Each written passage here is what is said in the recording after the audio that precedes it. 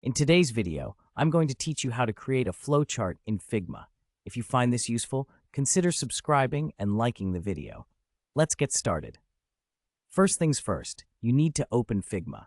If you haven't used it before, Figma is a fantastic design tool available online. You can access it directly through your web browser.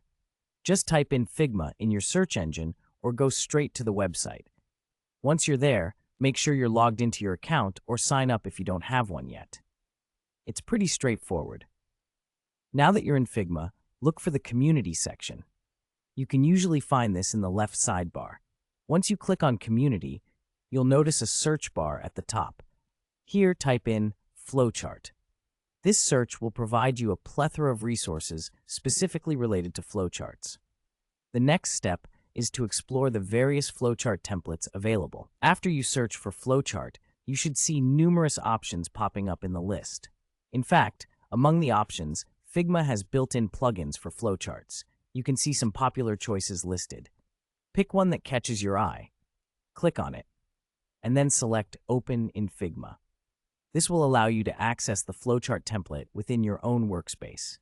Once you've opened the flowchart in Figma, you're ready to start working with it. At this point, you have all the components laid out for your flowchart. Click and drag the elements around to adjust them according to your needs. You can position them anywhere you want, resizing and modifying the shapes to better suit what you're trying to convey. Feel free to customize the flowchart with colors, text, and lines that represent your ideas clearly. You can also add additional shapes or elements from the Shapes menu if you find that something is missing. Figma makes it easy to create a personalized flowchart that accurately depicts the concept you're working on. As you're modifying the flowchart, remember that clarity is key. Ensure that your flowchart flows well and that someone else can easily understand the information you're trying to present. Use arrows to guide the viewer through your chart logically. When you're finished, make sure to save your work. Figma autosaves, but it's always a good idea to double-check and make sure everything is in order before you close the tab.